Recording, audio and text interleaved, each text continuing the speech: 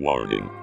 The following contains bright, flashing lights and /or imagery that may cause discomfort and /or seizures for those with photosensitive epilepsy.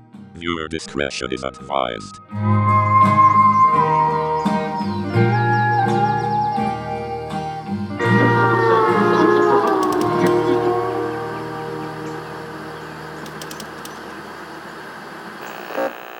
Awesome. We're back here in this weird deprivation chamber. It's got like flashlights going on too. Yeah, it's basically meant to simulate, a pretty hallucinogenic experience. Is that? That's some of you doing Oh, your it's thing. actually Yeah. what's it? Projector. Cool. There you go. Eddie, Yeah. thank you so much for joining us for this conversation. I know you're home basically. Mexico is home for you right now, and I think it's going to be home for you for a while. Your kid was born here in Mexico, so Little Mexican he's son. paisano, and he's one of us. One of us. Cool. You have basically been living a sort of pilgrimage throughout your life where you have taken it upon yourself as a goal to kind of get better and learn some of these Thai combative arts. But you didn't start off with direction like most of us that come into this world trying to figure things out for themselves. Can you tell us a little bit about like where you were born and where you started? I was born in Australia. I'm Australian. I was born in Brisbane. Brisbane. Yeah. And then I moved up to the Gold Coast, which is only like an hour and a half away on the coastline. Can you describe the Gold Coast for people that, for me, everybody has like these mental images of Australia, probably from media and stuff like that. Can you describe the Gold Coast? Is the Gold Coast like well known to outside Australia? Or? Yeah, I mean, you usually see like documentaries of some of the areas and stuff like that. And, people have an image of what it's like, but not what it's like actually living there. So the Gold Coast is like Miami, I guess, of America. Like it's a city, but it's like built along the coastline, so it's not like a circle city. So it goes along the coastline, very flash, and like the girls are pretty much the same, all blonde hair, all look like Kim Kardashian. The guys are all like jacked up. Is it like a party type town? Is that what it's like? Yeah, it's a party town, but it's also like, I don't know. You could say it's like a health and fitness, but it's a little bit superficial like that, Yeah, like it's Australia, Miami, basically. Yeah. So I was from there, but I traveled around Australia a lot also. Yeah. Where did you do most of your growing up, basically? Well, I grew up until I was like 14, 15, and I changed schools to the Gold Coast. But I traveled around. Like my mum made me travel around Australia when I was young, all through like primary school. Like every couple of months, I was traveling around Australia. Why was she moving you around that much? Like I thought about it when I was older, but yeah, Mum told me that she was like a traveling nurse. Okay. But so I was just traveling a lot, and it was hard, like making new friends all the time. Does that kind of isolate you in a way, mentally, internally, like not being able to like make contact with people for long periods? At the time, you just a kid and you just do it, Yeah. And then I was like, Mum, I don't like this place. Can we move? No, we're staying here for a bit. Then we move. Or I like this place, and then we move. But at the time, you don't think about it. You just do it. Yeah. You. That's it. That's till you're 14. You said. I did that from like, I guess, grade 4, which is like, I don't know, 10 to, I kept doing it till I was like in the start of high school. So I was never grew up somewhere for years. Yeah. And then high school, I stayed there for like a year, and I started getting a clique of friends, and then I moved again to the Gold Coast, and then I fucking just stopped going to school. What made you stop going to school? Just the... I actually went in year 10, like lived back with my dad then, and then I went to like a sports school as like a goalkeeper for soccer. And then like before the school even started, I was skateboarding as well, and I went down like the slippery dip, and I still remember it. Like everyone was around me going, "Oh, watch this kid go down like the slide," and I'm like, "Oh, whatever." And I went down the slide and landed on my arm and had a tree break. Oh. And there wasn't a tree, it was my arm. It snapped. And it was just snapped. And skateboarding. Yeah, so that fucked up my my sports at that school. So yeah. So you had to drop out? Yeah. I took time off because the arm was broken. You took time off that turned into... Time off. Yeah. Like, so, broken arm skateboarding, that's interesting. That's been like a common denominator of most of the people that I've had on as far as like something in their background. Skateboarding, man. Like, I started skateboarding again, like in the pandemic. Yeah. And I forgot how hard the ground is. Oh yeah, it's not kind. Yeah. The most effective impact weapon on the planet is concrete. It's the planet itself. It's expensive, and I started off my youth skateboarding. The first breakings I had were breaking into houses to skate in them. So you decided not to. School wasn't for you. What was for you then? Like, what were you doing? So I was staying with my dad, and I stopped going to school with my arm initially, and then my dad moved away. And then I got asked to move again. And I was like, fuck this. I'm not old enough now. I was 15. And I was like, I'm just going to stay. Yeah, I started living with my friend. And I started surfing a lot. Surfing? Yeah. How was that for you? Well, it was sick, man. Like, I was staying at my friend's house, and he lived in Snapper Rocks. So it's like on the border of Queensland and New South Wales. Like, they have all the Quicksilver Pro, the surfing competitions there. It's like a haven for that there. Yeah, it was the best. So I was like right on the beach with my friend's house, like in this little unit, and there's all these other old like washed up surfers lived in there too, and they were just giving us tips, and I was just surfing every day, and that was cool. How the hell did you support yourself just surfing every day? Well, like what were you doing for work? Oh, I got my first job at like a McDonald's around the corner, and that was all you needed. Macca's, yeah, and I was like people that I was living with were helping me stay there and stuff, so I was working at Macca's and just surfing, and that was way better than school. Maccas. We call that Macca's in Australia. Aquí le decimos McDonald's. What's the slang for Macca's, McDonald's in Mexico? El McDonald's or el ratonals, we call it also. Or macroñas. Really? Yeah. It's a macrones. Macroñas. Because, mac mange, basically. It's slang for mange. Mange. It has a pretty shitty reputation across the globe, probably. Mm. You're surfing. You're trying to figure shit out for yourself there. When does fighting come into it? I mean, surfing is a pretty chill, peaceful thing. I know there's some fights out there for territory and shit like that. I watch Point Break, Yeah. We were pretty territorial here when it comes to boogie boarding and surfing here in Baja as well. It's good here, but it's cold. The water's cold. The water's cold, yes. Yeah. I mean, it's there's some pretty good spots here, and it has a history, but it's cold. I want to try go today. Sometime. Yeah. There's some pretty good spots over in Rosarito specifically. Yeah. There's some pretty good spots. So you're surfing. You're trying to figure things out. Where does fighting start originating in you? Like, where does that come from? Yeah. So I was surfing and like just started like living by myself, and it was fun. And grew up in the street. Like, I don't know. We just used to always get in little fights in the street and stuff, so like kids do. Yeah, social violence, people pushing, shoving. I just doing that, but that wasn't where it came. Where it came from originally was like I was traveling with my girlfriend at the time, so we traveled to Australia when I was a little bit older, and I was working security. I ended up started doing security in the nightclubs and stuff. Why security? Is you're big tall? Is that it? I don't know. I think. Like my wife, my girlfriend at the time, she applied for a job at a strip club, and like she didn't get the job, or maybe I was applying for a job. But anyway, I got a job at the strip club doing security there, and she ended up working there too. And like I was getting paid way more. It just made sense. Doing nothing. Yeah. Yeah, but anyway, the boss of this security company, he cracked the shits one day saying, "You're all useless. You have to come." He was an Australian kickboxing heavyweight champion, and he's like, everyone, if you want to keep your job, you have to train.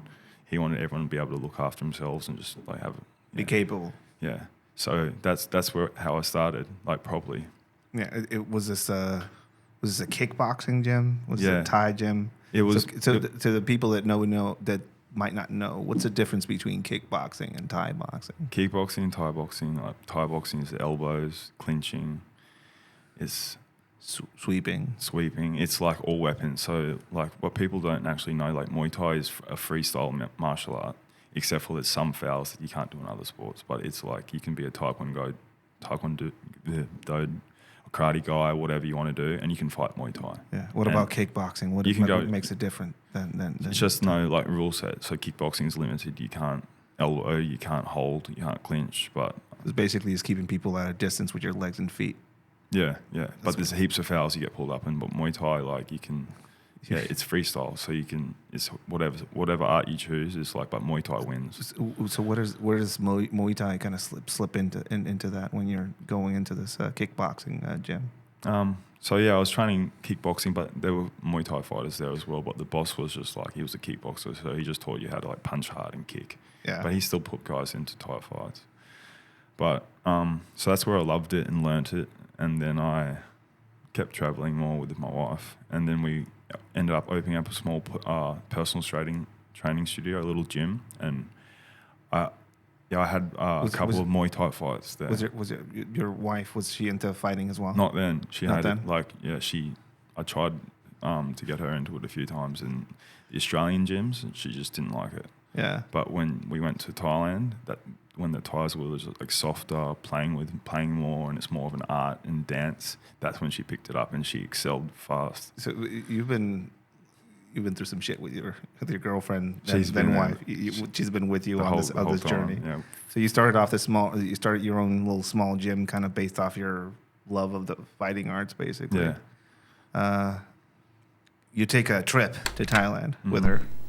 Was this a holiday trip? Was this like I'm gonna go on this fight quest journey? What was this trip about? It was actually a gym trip, so we had gym members and stuff, and we're like, let's do Let's go to Thailand. Yeah, and we like, brought- what was your perception of Thailand before you went? Like, what was your did you watch Bloodsport a few times or what yeah, was like I don't yeah. or So like the kickboxer movies or before you were like well traveled, before you travel around the world, that's why I think traveling is good for people. Before you travel, like you just have perceptions of places, Yeah. and that's where. Yeah, like Mexico. People have perceptions of Mexico until you come here and you discover how fucking good it is. But before I was like well-traveled, yeah, I was thinking about Thailand. I knew it was the home of martial arts and I wanted to go there, but no idea really. But I went there and I loved it. Like it's the lifestyle. a holiday? How long was this holiday out there in Thailand that made you? It was kinda only like consider- a week or two, and we went with like 10 gym members and we did stuff together and just trained every day. Where specifically in Thailand did you go? Koh Samui. Koh Samui. So it's a little island Okay. off Thailand. It's like a mystical place, isn't it? Like Yeah, beautiful. It's beautiful. It's like the oceans are blue, like sort of like the Caribbean. The oceans are really blue here. Yeah. But it's just really really nice island and like Hot. a lot of Muay Thai hot. Yeah. What coming from a gym in Australia where you had some Thai fighters, kickboxers, and everybody had a hodgepodge of like influences. What was it like showing up to a actual Thai gym? Like what was the difference immediately for you? The difference is like you have, just watching the Thais kick pads and like their technique is just beautiful.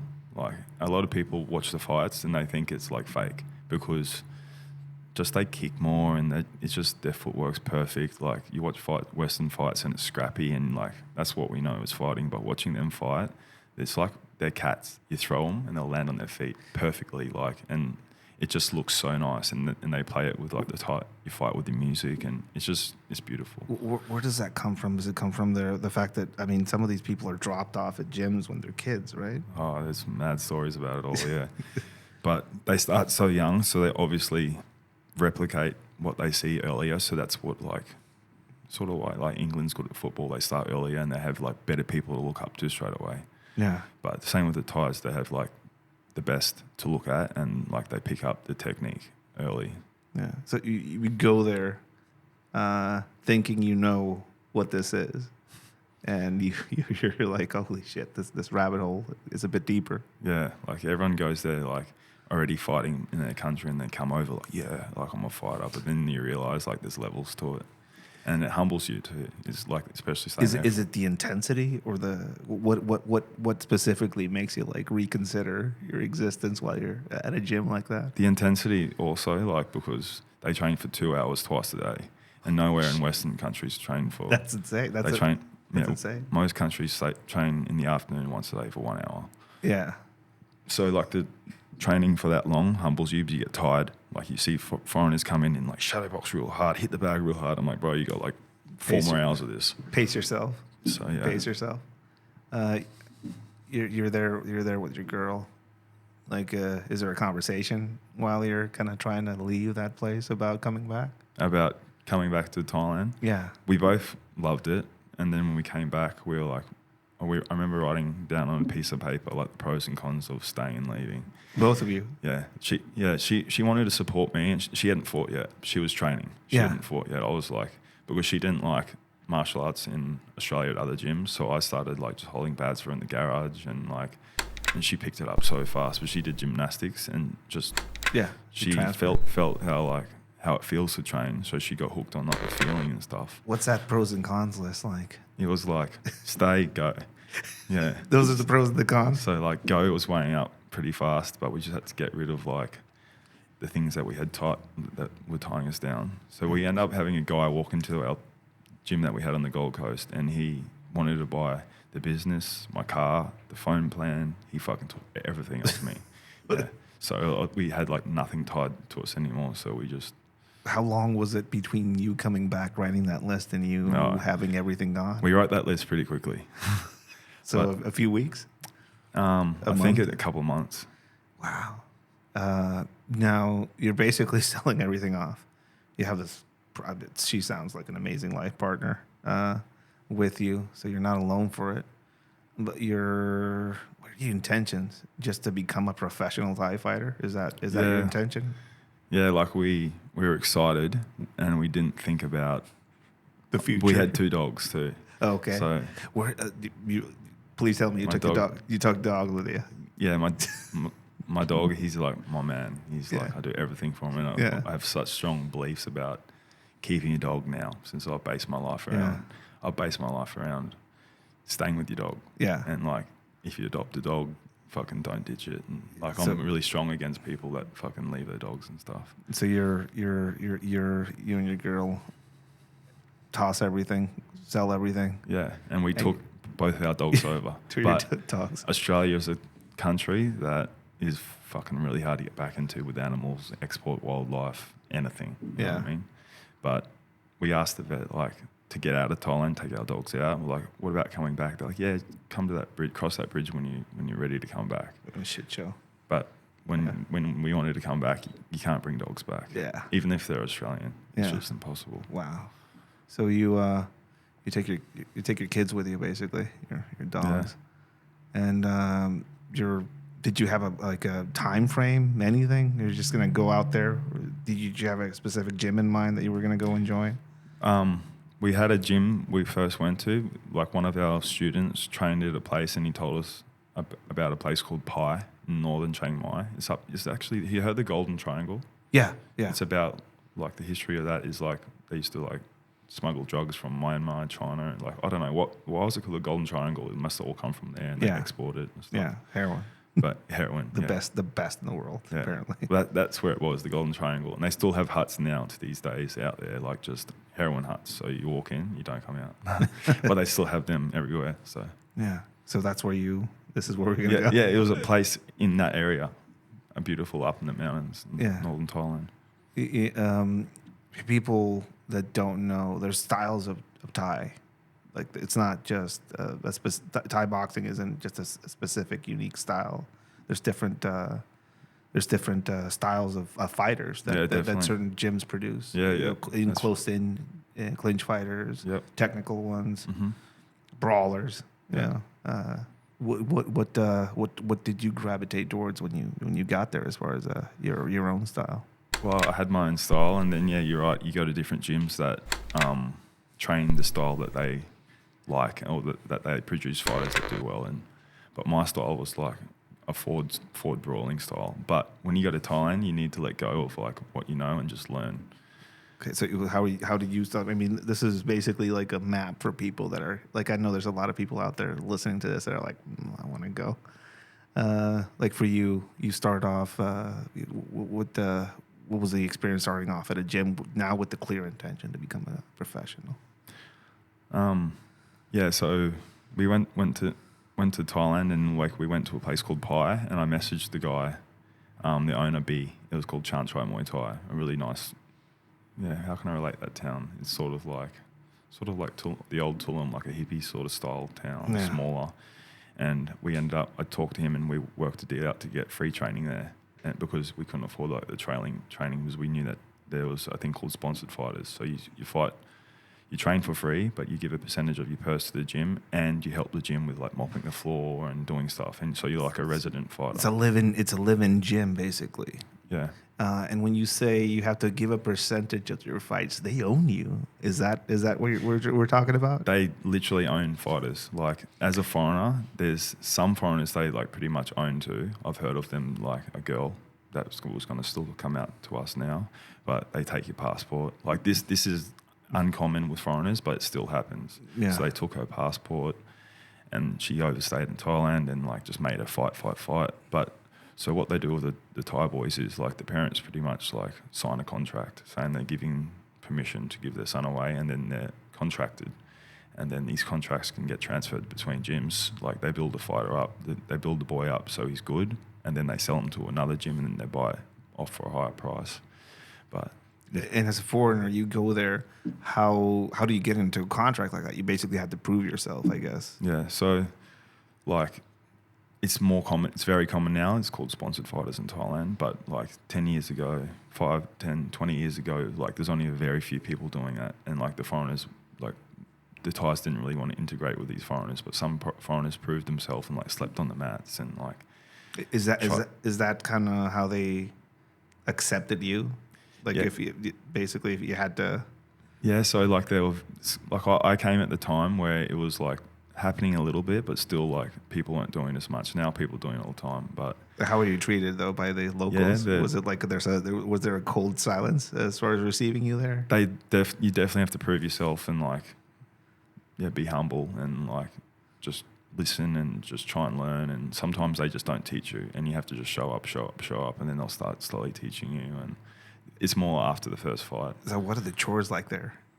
We were just mopping the floors, and I was helping out with like doing fitness for the foreigners at the end, because they didn't know like much fitness exercise. They know Muay Thai, and then I was doing like fitness exercise for the class after it, and I was like, everyone was loving the fitness stuff. They're like, wow. And then the boss started liking me more. He's like, thank you. Like whatever this fitness thing is, people really like it at the end of the class.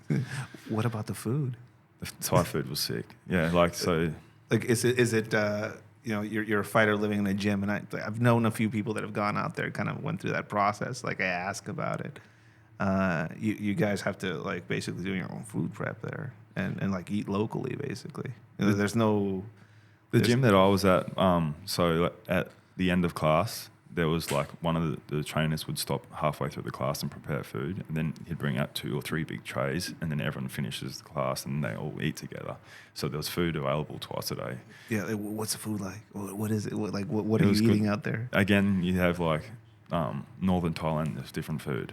So it's like, there's a lot of like raw beef, just marinated in like citrus and shit like that. You get sick of that. Yeah. And then there's like som tam, it's like papaya salad, very spicy with chilies. A lot of like Thai, a lot of rice, lots of rice, bro. What's the learning curve as far as your stomach while you're going through all this? You can't beat it. You have to get like Thai belly for like, you have to get sick for like 3 times, and then you get a strong stomach. Yeah. It's basically your body adapts, or overcomes. Same as Mexican food though. People get sick here. Yeah, a little bit. Yeah, come on, it's fine. I was pretty good. I never really got sick much, but I had a strong stomach. But the foreigners that come train with us, some of them like can't handle it. Yeah, it's an exotic flora, and if people don't have good gut health, Yeah, and I think it's a good thing to have a stronger stomach and be able to eat like, I don't know, a bit of bad chicken, a bit of bad that. But people in foreign countries freak out if the fridge is open for less than 3 seconds. Throw the fridge out. It's been beeping. But I think it's good to have a strong stomach and be able to eat stuff like that. So you're in this gym, proving yourself, wiping mats, eating, figuring things out. Yeah. You become a sponsored fighter. Yeah. And basically now you are. It's weird to say it, but you're owned in a way. Yeah. What are they expecting of you as a fighter? That gym was good. He wasn't pushing too much to what they generally want. If you, like you're still a dollar sign, even if you're a sponsored fighter and cleaning the mats. They still want money out of you. You're not there just for like. Yeah, you're not there just to go through your warrior's journey and shit like that. Fuck that. You're there for a reason. You need to fight. Yeah, if you fight, they get 30% minimum to 50% of what? What's like a purse like that? Like for an amateur fight that you like your first fight. What was your take home? There's no amateur in Thailand. It's all of it is okay. So like you have like the local stadiums like outside of Bangkok, and Bangkok is like where the big fights are, the big money is, and that's where everyone tries to end their career or like get to. Okay. Bangkok stadiums is more money, but you still get paid everywhere. So what's the decision as far as like you're ready? Like what are they looking at with you? Are they sizing you up? Are they asking the people training you like, is this guy ready? Yeah. So for like. The sad thing is now is like there's no if you're ready. They just chuck you in because it's money. Yeah. Whether you're ready or not. How long between you arriving in a gym and your first fight? It can be like 2 days, bro. If they can get you a fight, they'll get you a fight and they make some money off you too. But if you're at a good gym, they'll train you until you are ready. And then that's usually, But they're always pushing. You want fight? You want fight? Yeah. Because you're a money maker. Yeah. So what's the, the conditions? I mean, you've never fought in Thailand before. This event, this moment where you're basically now sponsored. Like, what's that feeling like? You know, I imagine it's a foreign environment. Everybody's speaking a different language. Yeah. There's weird music playing around. Like, what's that feeling as far inside you? I love like integrating into their culture and being part of like the Thai gyms, and the trainers were like. They were fucking cool and funny, and like I got along well with that first gym in Thailand, and you start fighting, and then you develop relationships with your fighter, with your gym and stuff. What does it feel like your first fight? Can you describe that first fight, the first one you got? It's like you smell the Thai oil, you get rubbed down with like Vaseline and then like the Thai oil. It's a mixture of. What? It's called Naman. It's like a liniment. It heats your skin up. Yeah, I got like 4 bottles of that shit. Oh really? Yeah, and that's my go-to when I just rub down. I smell that shit now, and I'm just like fucking. I'm in the stadium. I'm about to fight. Like it just brings back memories. What's the energy in the crowd like when you're walking in there? Like getting rubbed down. You're smelling it like. And then you're out the back and you just hear, hey, bomb. Like and the sentiment is sort of like, did you fight a local? You fight just Thais. Yeah. So you're there. You're the foreigner. Obviously, his exotic avatar-looking motherfucker basically showing up to them, right? Like this guy. Did you sense any hostility or negativity as far as you being a foreigner there? As far as walking up there that you can pick up, or is it just that's what's good about it. There's no like they appreciate you fighting and getting in there. They like it. You're like a spectacle. Yeah. So, just getting So you walk in there, you oiled up. Energy of the crowd. You're out the back, so like the crowd and the show is like separate, and you're out the back, you just hear it all, and you're out there with your trainers, you're smelling, you're getting like a massage to warm up. You have like a shirt over your eyes, and you're just breathing, like the nerves are getting, you're trying to stay cool. You just shadow box. Like in Thailand, you don't warm up. Like in foreign countries, they take care of your hip pads, like they look after you, but they just do that massage, and then you shadow box and you fight. So you're ready. After doing that and you go to a foreign country to fight, everyone else is like having a full-on preparation to be ready. I'm just sitting there. I'm like, I just walk out and fight. But you step into that ring. What's the surprise in that experience for you? Like what were you not expecting? Their IQ, how good they are, their timing, and they kick. Like foreigners just like it's like a punch fight and a bit of kicking, but the Thais don't want to get hit and they kick you fucking hard. And they don't do as much, but when they do it, it's a smart, calculated shot, and it's hard. When you say they kick you hard, I mean, can you describe the feeling of it, like a local Thai kick, just snapping into your leg? It's like a piece of wood? For me, I never felt anything in the fights. Like until you fight, like people can, like especially blocking, like you're like, oh, shin on shin, I don't want to feel that. Because I tap my shins now with something, and I'm like, I want to spew. I hate shin on shin stuff. Yeah. Like, in the fight, it just feels like rubber, like just rubber, nothing. Nothing. So, yeah, I don't know. People say that they definitely. I don't feel too much stuff. I just know, fuck, I can't take too many more of them because I won't be able to walk. Yeah. Like it doesn't hurt, but I just can't walk, and then you can't do it. So you step in there, and these guys are analytical, technical. Yeah, and it's fast. more the sound. Like you feel like the weight of the strike on you, and you know that has to hurt me. Like I can't do too many more of them, but it's the sound with the oil and stuff. It's just the biggest slap, but the biggest.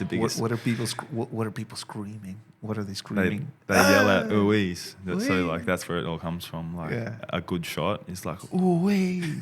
And you just hear a lot of them when you are not.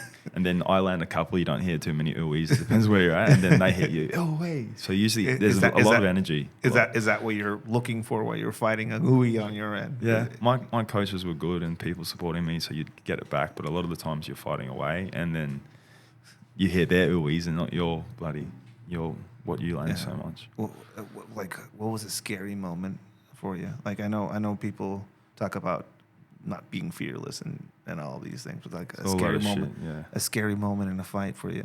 I mean, specifically out there. Like, what was a scary moment like for you?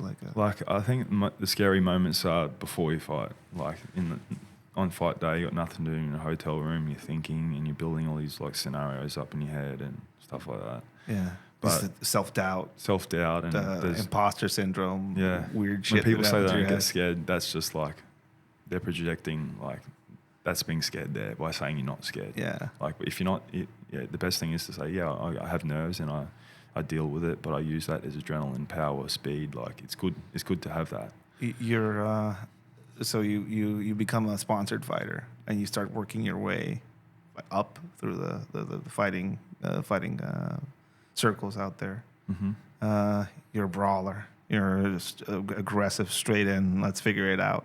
And people that organize fights out there, like I've heard, they tend to organize fights sometimes putting two different styles against each other. You know, is that true?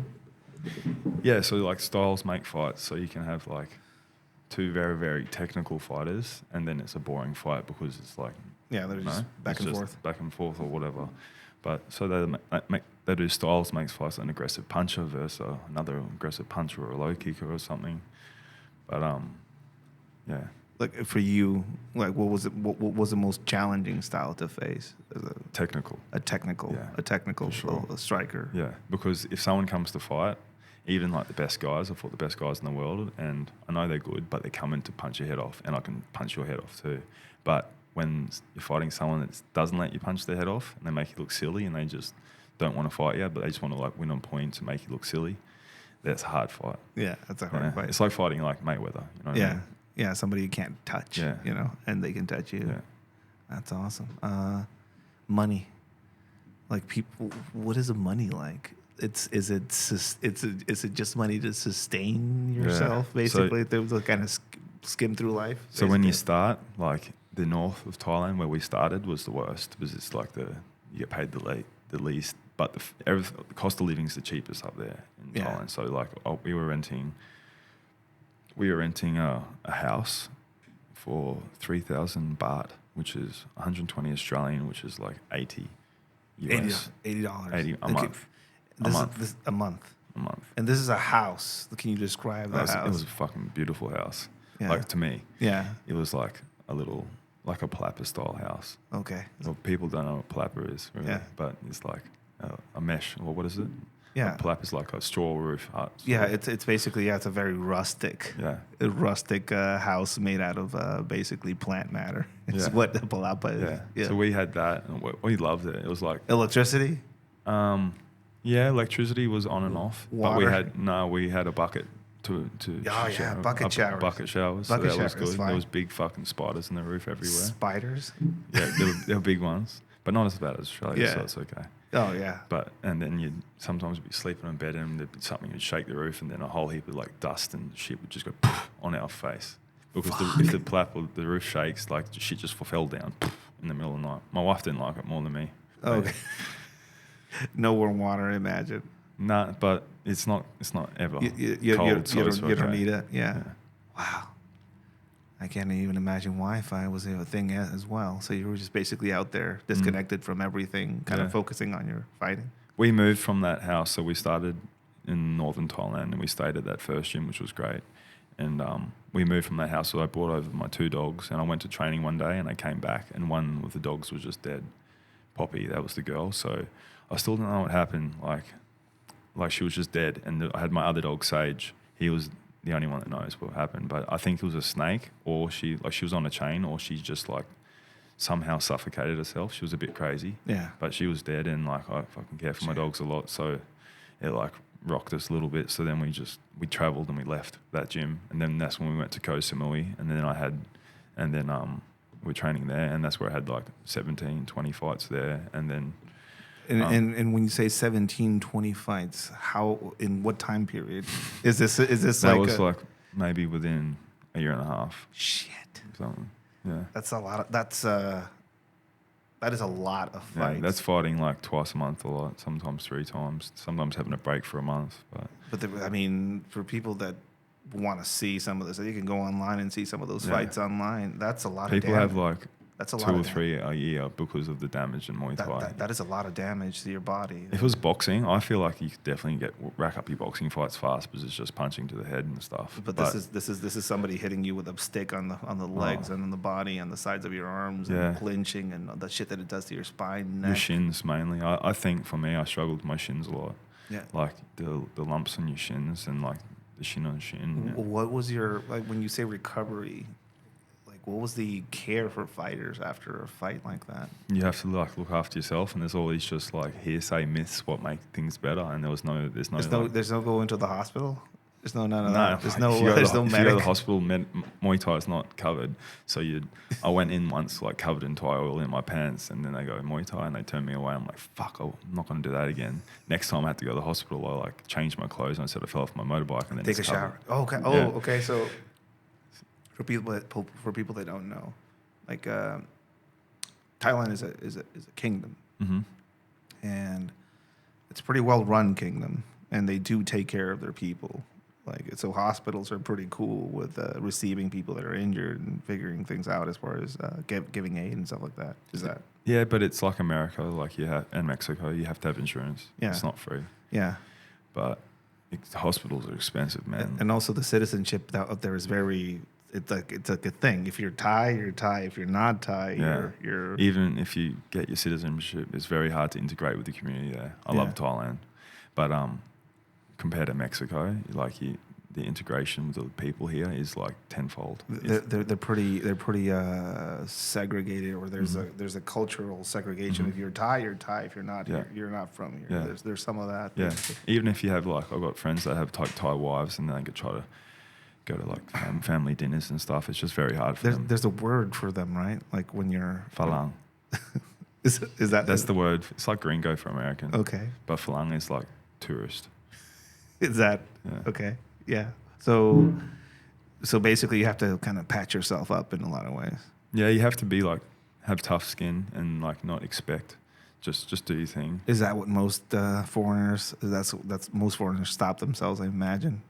Did you encounter a lot of people going out there with dreams about making it and kind of like getting a severe injury at some point and just stopping? Yeah, like on paper, before people leave, everybody wants to do it. Yeah. But as soon and people come to do it, but the roller coaster of the ups and downs is what you don't see, of like feeling lonely or lost or having a fight and just going to the gym training, and then you think it's like paradise, and then you go home and rest. You don't even see the beach. And then a lot of the gyms, you don't have a community of people to go and have lunch with. So it gets old like within 2 weeks.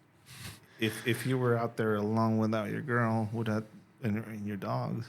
Oh, for sure, I would come home 100%. Yeah. Like I did like 6.5 years in Thailand, and I only did that amount of time because I couldn't get my dog back. Oh, but if that's the only reason I stayed out there. I loved it, and I loved the experience. That's insane. So the fact that you couldn't take your dog back to Australia is what basically anchored you into this 100% fucking fighting lifestyle. 100%. That is insane. Yeah. That is a powerful dog. I'd love to say that I did it all for like the inspiration to be a world champion, but the lows, you definitely want to run away and go home. Yeah. Or just like anything, you know what I mean? That's a familiar, if you want to call it anything, that dog. So he like pushed me to like achieve more with like fighting and like sticking it out and keep going. That's insane. No, I mean, did your girl fight as well? Yeah. So she came to support me, and she just wanted to have her first fight fully experienced just to see how it felt. And then she said she didn't stop after it. She didn't like it. Yeah. And she had her first fight, and I remember like I'm always nervous for my fights, and she was just happy, like smiling. I'm like, Brooke, you're about to fight, you know. And she's like, yeah, what? And then she got in there, and yeah, she fucking did well. She won her first fight, and she loved it. She was hooked. And like for females fighting out there, like I know somebody that went out there, fought professionally. It's not easy, obviously. There's a whole. I mean, for a foreigner, and also the fact that she's a female, there's a series of obstacles for them to fight, right? Definitely. Like, I like Brooke's huge on like how it is to fight as a female in Thailand and all the things for and against them. But yeah, it's hard. You know, like training partners, like they don't really want to like train with you because you're like a bit of a. It's like until years ago, it was a bit of a joke for like women to fight. Like even to get pads, for guys you have big pads and a belly pad and like train properly. But as soon as you're a girl, it doesn't matter how good you are. They just put on little focus mitts and play with you. Like they just play and make jokes. It's like, hey, I'm a fucking athlete too. Like I've got this big fight, and it's just not as serious because it's like, oh, has it changed? It's getting better. It's getting but better. It still has that stigma at some gyms. Like you're not as serious, but it's definitely changed. Like my wife was the first woman to fight as a main event in MMA gloves or something like that. She was the first female to be like a main event in Thailand on TV. Yeah. It was like a big obstacle, and she fought the best in the world, best Thai in the world. Wow. So it's growing, and like females are getting more exposure, and they're allowed into other stadiums, but they like females aren't allowed to go over the ropes when males have to go over the ropes. Why females have to go under the ropes. Why is that? Just like it's like a tradition. Like if they go over the ropes, it's bad luck. Everyone will freak out. They can't fight. It has to get blessed. Okay. Like in training at one of my gyms, a girl came and she just jumped over the ropes. There's most gyms, the girls aren't even allowed in the ring to train. In the ring. There's a spiritual aspect to Thai culture in general. I mean, there's shrines all over the place, right? And so a woman coming into this, it's a sacred space, that the ring for Thais, basically. Yeah, I don't know the rules of why women aren't allowed in the ring, but they weren't. Yeah. Like in this gym in Chiang Mai, they weren't allowed in, and this girl jumped in the ring. Well, that was at Tiger Muay Thai actually, and she jumped in the ring. They all freaked out, or over the ropes or something, and then a week later, two guys like clashed heads and someone headbutted and they were bleeding. They're like, oh, it's because the girl jumped in the ring, and they had to get the monks in and bless the ring and like cleanse it all and shit. And I'm like, Jesus. There's a power to it. Yeah. But it's like that, but just multiple things about females and fighting. So you went around the block basically fighting within Thailand. Did you fight outside of Thailand? Yeah, I fought in China, Russia. I fought in Myanmar, America, Australia. Myanmar. Lethway? Yeah. Headbutting. Holy shit. No gloves. Yeah. Is it basically it's a bare knuckle. Fuck. You did Lethway fights? Yeah, I love Lethway. I've done it twice. And I fought they're number one guys both. For people that I've advised people to go online and kind of see some of those fights, those are scary to witness. You know, the adding a headbutt into the equation and also having basically people, you know, bare-fisted is. We had a guy named Necio, a fighter out of LA. I think he knows you. I think he trained with you somewhere. Boxer. Yeah, he's a bare knuckle boxer. Yeah. And he came here after a bare knuckle fight, and I could see his face blown up. I could see him, you know, I could see it in him, and it takes a different type of guy to go through some of that, you know. Different is especially like boxing. You'd think boxing and bare knuckle boxing, okay, it's the same art, two weapons. How can it be much different? But as soon as you take the gloves off, the cost of going through a fight like that is way higher. The heart to keep going, the grit, it just changes so much. So what was it like? Myanmar, going out there and doing Lethway, having certain aspects of what you did now being, like gloves off. Yeah. What other differences are there with Lethway? Gloves off. Gloves off, headbutts, takedowns.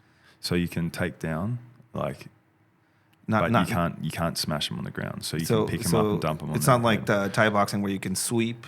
Like you can clinch and sweep. In clinching, you can knee, elbow, and you can get them off balance and sweep them on the floor. Yeah. But in Lethway, and there's fouls with clinching in Muay Thai. You can't hook your leg. You can't if it looks ugly and it looks like a grappling, it's a foul. It has to be done with fluency.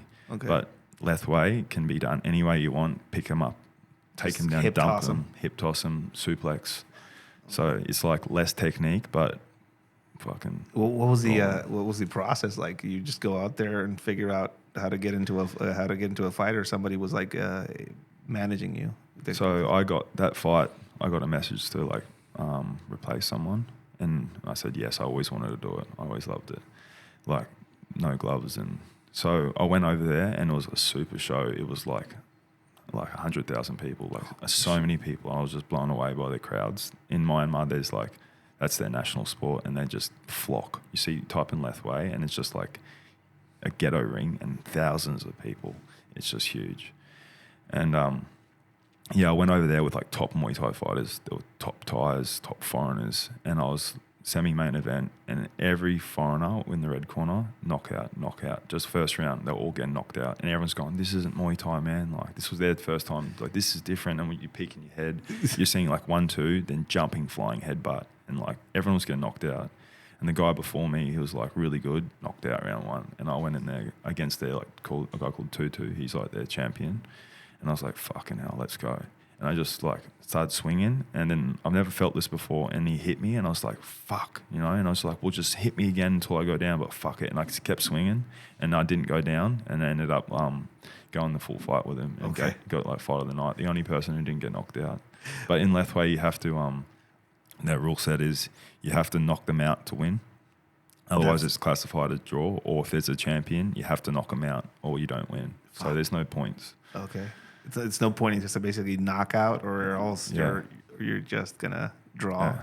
Wow, fuck. So you Russia as well. You just went around basically. That was actually Kazakhstan. Same. Same. China. What was it like fighting in China? China was awesome. Love China. I've been there 4 times to fight. What are the fights like out there? Is it the rule sets? It's kickboxing, no Muay Thai. So you can't. I fought Muay Thai in Hong Kong, but there's so it's kickboxing and Sanda, and Sanda is again that hip throws and stuff. So it's kickboxing with throws. So and it's good money. They look after you well, like you're a superstar there, and it's awesome going to China. But my friend Pascal, he was a top kickboxer. He went to fight in China, but it was Sanda, not kickboxing, and he was told it was kickboxing, and then he was fighting, and then they picked him up, and they dumped him on his neck, broke his neck. Shit. Yeah, fully broken neck, paralyzed, and it was all over the news and stuff. And he's like, "Motherfuckers, there was a foul. It was actually Sanda, and it was a big uproar." Oh fuck! Yeah, that's you all fighting internationally probably has its own, it's trying to figure out rule sets and what is allowed and what isn't allowed, and kind of program yourself before you're in a fight. Yeah. That takes a lot of fucking mental discipline. Yeah. So every country has their own style, their own martial arts system, and how they train and the fight. So it's all different whether they know it or not. China's got Sanda, Myanmar's Lethway, Muay Thai in Thailand. Different. Even Mexico, they have their own style here. Yeah. They punch more, the boxers. They crack huge hearts and they aggressive and they punch more pugilistic here. Yeah. So you go through this process of fighting out of Thailand. Your dog is your anchor, which is a beautiful thing. I wouldn't have left my dog too, so I get it. What draws down that time there? What starts to make you thinking it's kind of time to leave? It was COVID actually. COVID hit. Yeah. Everything stopped. I know somebody that went out there and was fighting during before that, And then that happened, and everything kind of died. Gyms, people, foreigners didn't want to travel to train there anymore. Everything was closed down. It was super, super sad to seeing that happen in Thailand, because it's a tourist country, like it thrives off tourism and stuff. And then they have these drastic, like Thailand, like you were saying with the king and stuff, like whatever is said is done. There's no like ifs and buts, because if you like rebut against it, you can go to jail talking against king orders. COVID killed a lot of gyms. All of them, man. Like it killed like all the top trainers, all the top fighters ended up going to like, they all went back out picking rice and changing professions like this never happened before. Yeah. And all the stadium promoters had started fighting with each other, and it was just like flipped it on its head. Fuck. All the businesses like in Phuket at the time, we held on because I ended up owning a gym in Phuket at the time, so we were trying to hang on and like get over COVID. So we had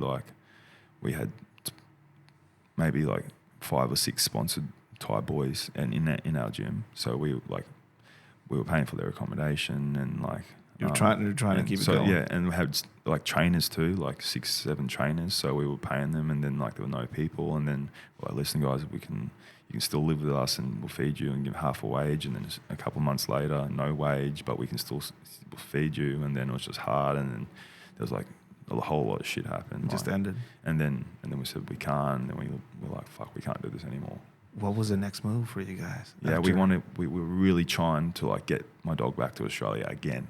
So like we was going through like the vets and the immigration, and like we were trying really hard. It's going to cost a shitload of money. What were they asking for, these motherfuckers? Mate. My wife knows more about the details, but it's like Thailand's a level 3 country. He has to go to a level 2 country, which would have been Singapore. He had to stay in quarantine in a level 2 country, past that, then go to Australia, and then go to quarantine and past that. But then in his blood tests, he had something called E-canis, which is just a brown tick. It's in Australia. E-canis is in Australia, and they wouldn't let him in because he had a disease that was already existing. But anyway, he was on like back-to-back antibiotics for like, he was on that amoxicillin or the stronger one for like, I think like 4 months straight. You can't take that shit. We take it for like 5 days. He was on it, and then he started like, it wrecks your system. So he was getting like pussy eyes, losing his hair, and then after like the 3rd course, we got him another test to check the canis, and it was still in the system. And I'm like, fuck this, like sages. And then we decided we're not going to go back. And then we went to Bangkok. I was training with it was still COVID lockdown. A couple of my friends were still training these Iranian guys, training with them, and it was just depressing. The cops were just hounding people for like money and bribes. There were no foreigners left, no fights. Lockdowns, airport lockdowns, and then I was just like, well, what are we going to do? And then I started looking at other countries actually, and everywhere's closed. There's COVID. Yeah. And what are you looking for in a country? Like, what are you looking for in a country? I was looking for like freedom without like all these COVID restrictions. Yeah. And somewhere affordable, where we could like go, and then like Mexico kept popping up. Like Mexico, like videos of the country being open, people on the beaches. This is like no masks.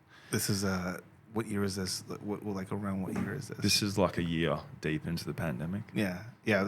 So Mexico closed down, but then it figured out that it couldn't afford to close down, so it started opening. That's back what up. Thailand should have done. Yeah. And that's what I said. Like, it's a tourist country. They should have like gone, hey, this is fucking our people up. Like, they need to keep their shops open. We need to keep the people coming in. Like, and it was screwing all the locals up with their money. Yeah. But Mexico, like you said, they shut down for 3 months at the start or something. I worked a few contracts in the U.S. I did some consulting stuff for certain federal organizations during the COVID lockdown on this side of the border. And I got to fly in a few completely empty flights, around the U.S. And I took it pretty seriously, specifically in California and a few other parts that I traveled to. But you would come to Mexico, and while they were still going through lockdown protocols over there, people were having just parties over here. A lot of people died of it. A lot of people got sick. But in the end, people couldn't afford to close, remain locked down, right? So, under the water, as we say here, por debajo del agua, people started opening back up. It's like a catch-22, like stay open or like lose business, and like there were suicides were going through the roof. And, yeah. So you looked around the world as far as where does my fighting pilgrimage continue on? And you were looking for freedom. You were looking for places that were opening back up, and that would accept my dog, and which was that would very, accept very, your- very, very, the very dog, hard as which well. is very And Mexico. Mexico was just like health certificate. That's it. And Yep. everywhere else had a list of like 3 pages, and then they're like just a health certificate. Oh, our underworld is guarded by dogs in pre-Hispanic culture, right? So if you're cruel, really? if you're cruel to dogs, they'll come and eat you alive, eat your ghost before it goes into Mictlan. Right? Really? That's the belief. So there's a weird relationship to dogs in Mexico. Do you know what's weird? Like me and my wife were talking about was running in Thailand. Like there's many street dogs as well, and they bark and like want to bite you, and people get bitten all the time. But like I've been running lately, and Brooke's like, I want to run too, but what about the dogs will bite me? I'm like, man, the dogs here don't bark or bite you. That is a beautiful It's weird. observation. It's like how can, just because you're in a different country, how can the dogs, like, you know what I mean? How can the difference be like between the aggression? Maybe it's like mistreatment and like, I don't know. There's something different about dogs here. Like I post a video every now and then of me on the border walking, and there's a bunch of street dogs there. That, yeah. And I have this quote about home. Home is where the stray dogs don't bark at you. You know. That was nice. And I don't know. There's something about dogs here. They're different. A bunch of Americans always come to Baja and stuff like that, and they take dogs with them. Some of the street dogs here are apparently some of the best dogs to adopt, loyal to the death. Apparently, something about the water, I guess. It makes you sick, but makes the dogs very friendly, I guess. And you posted about like there's a place somewhere that paints stones of dog like cemeteries or like.